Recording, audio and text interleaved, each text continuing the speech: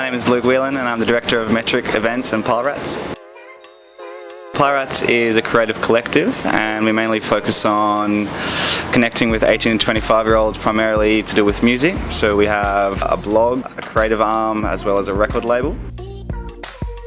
About 6 years ago, myself, Fraser and Alex were all in university together throwing university parties and social club events and stuff like that.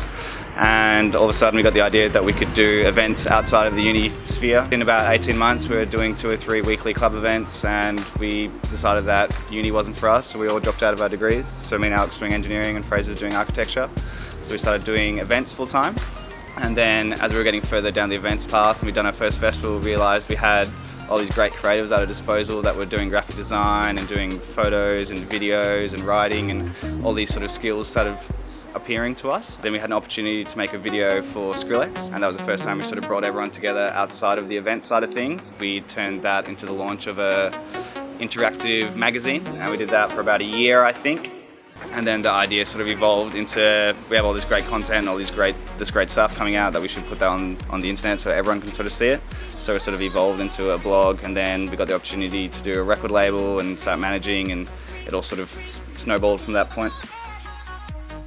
Some days we'll have like a group meeting on a Monday and we'll start, everyone starts throwing in how they've gone that week. So that could be blog stats, record sales, record releases, what events we have coming up, the next festival, gearing up for what new creative clients we've got. It could be going to a gig either at our venue or somewhere else's to check out a new band to see if they could be for the record label or for one of our events.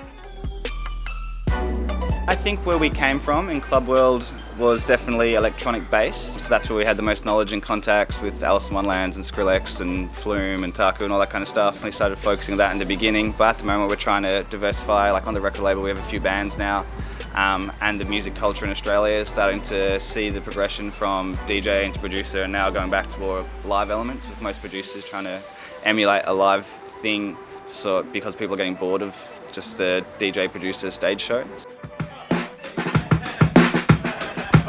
Yeah. I guess raw talent is the first one, making sure they have something special that sets them apart, as well as like a clear definition of, or not definition, but a clear plan of attack of what they want to do, what they want to achieve, who they want to be, what bands they want to support. So we always try and say, what's your 6 months, 12-month plan, because we don't want to invest in someone that's not going to invest in themselves. You assume that there's just not much money going around because you are just on the web and you have to sort of base your business model on sponsorship, but we definitely use the other parts of the business to bolster the costs for running the blog. Doing a blog standalone and making it financially viable would be very difficult, I think, unless you wanted to do, but then you could do like a BuzzFeed or these shitty sort of listicles and 10 reasons why you shouldn't do this or do that. Like, it's just shit journalism basically, and we've always sat down and said, regardless of what we do, we don't want to do that. And if we got to the point where we couldn't do the blog because we had to do that stuff, we wouldn't do the blog because the integrity wouldn't be there anymore.